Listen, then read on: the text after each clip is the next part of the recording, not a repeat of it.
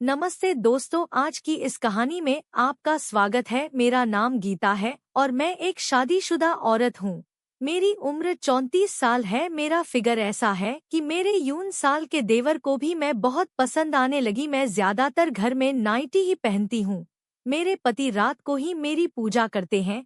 हम लखनऊ में रहते हैं क्योंकि मेरे पति यहाँ एक कॉलेज में पढ़ाते हैं।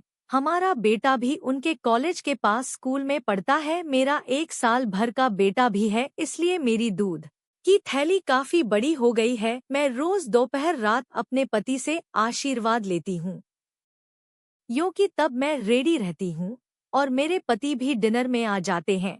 हमारी शादी को 9 साल हो गए हैं, लेकिन मेरे पति अभी मुझ पर इतना फिदा है कि वह रोज रात ही बरसते हैं।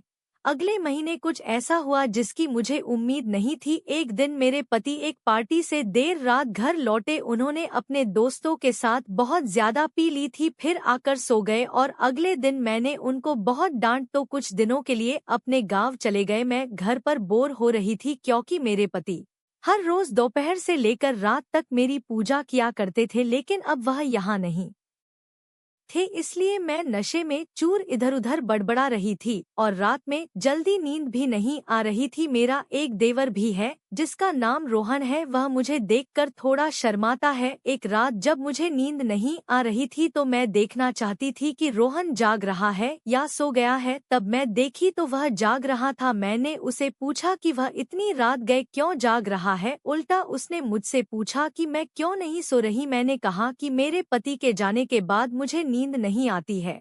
फिर अनुराग ने पूछा कि भाभी ऐसा क्यों होता है। मैंने रोहन से कहा कि मुझे उससे बातें करना बहुत अच्छा लगता है। फिर मैंने रोहन से पूछा कि क्या उसने कभी किसी की हम बातें करते करते सो गए। सुबह जब मैं उठी तो रोहन मुझे देख रहा था। मैंने पूछा कि क्या हुआ। उसने कहा कि भाभी आप अति सुंदर दिख रही हो। मैंने उससे कहा कि वह इसलिए तुम सुबह सुबह सुंदरता का आनंद ले सको। फिर रोहन ने कहा कि भाभी अगर बुरा नहीं लगे तो एक बार पूछूं। मैंने कहा पूछूं। उसने कहा कि भाभी आप इतनी बड़ी थैली लेकर चलती हैं, क्या आपको वजन नहीं लगता। उसकी बात सुनकर मुझे हंसी आ गई और 9 दिन बीत चुके थे और मैं भी उसके साथ घुलने मिलने लगी थी। वह मेरे सारे काम करने लगा था और मेरी सेवा भी करने लगा था। वह मेरा सिर दबाता, मेरी कमर की मालिश करता। दिन बदिनी मेरी लालच बढ़ती जा रही थी क्योंकि कोई भी मुझे लाड प्यार करने वाला नहीं था। मेरे पति भी जल्दी नहीं लौट रहे थे। फिर मुझे लगा कि रोहन मेरी इच्छाएं पूरी कर सकता है। हमारे पड़ोस में 2 युवा लड़के रहते थे। जब भी मैं छत पर जा जाती तो वे मुझे लाइन मारते थे। मैंने सोचा कि इन्हीं में से किसी एक को सेट कर लूं ताकि मेरा काम चल जाए, लेकिन मुझे डर लगता था, इसलिए मैंने वह विचार छोड़ दिया और सोचा कि मेरा देवर रोहन ही मेरा काम करेगा। एक दिन मैं रसोई में दूध निकाल रही थी और तभी अनुराग आ गया। उसने देखा और बोला सॉरी भाभी मुझे नहीं पता था कहकर जाने लगा, लेकिन मैंने उसे रोक लिया और कहा कोई बात नहीं रोहन, अंदर आ जाओ और मेरी मदद करो। अनुराग भी अंदर आ गया। मैंने उसे सिखाया कि दूध कैसे निकालते हैं। तब उसकी धड़कन तेज हो गई और मैंने महसूस किया कि अब सही समय है। मैंने नीचे झुककर देखा तो रोहन का शैम्पू पहले ही बाहर आ गया था। वह शर्माते हुए बोला भाभी मैं साफ करके आता हूँ। रात में मैं रोहन को देखने गई तो वह सो गया था।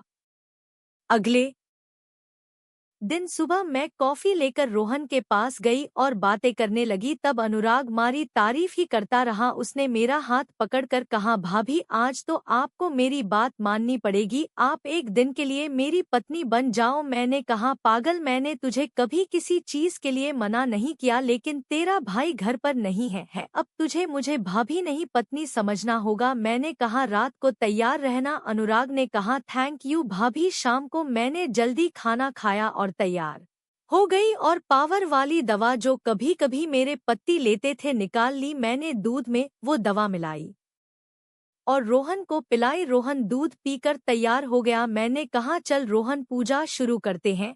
अनुराग ने कहा भाभी दिए में तेल डालना होगा या मैं बिना तेल के शुरू कर दूं। मैंने कहा सब कुछ पहले से तैयार है, बस तू आजा। फिर रोहन ने मेरी पूजा शुरू की। वह मेरी पहली पूजा कर रहा था, इसलिए 30 मिनट से ज्यादा समय लगा। मुझे भी पूरे 10 दिनों के बाद पूजा का लाभ मिला तो मैं भी खुश थी। फिर हम बातें करते करते सो गए। सुबह उठकर रोहन ने कहा, भाभी आप दुनिया की सबसे अच्छी भाभी हैं। उसके बाद जब भी मुझे मन करता मैं रोहन से पूजा करवा लेती। धीरे धीरे 30 दिन बीत गए और मेरे पति वापस आ गए, लेकिन रोहन को मेरी पूजा की आदत हो गई थी, इसलिए अब मैं रोज 2 बार पूजा करवाती हूँ।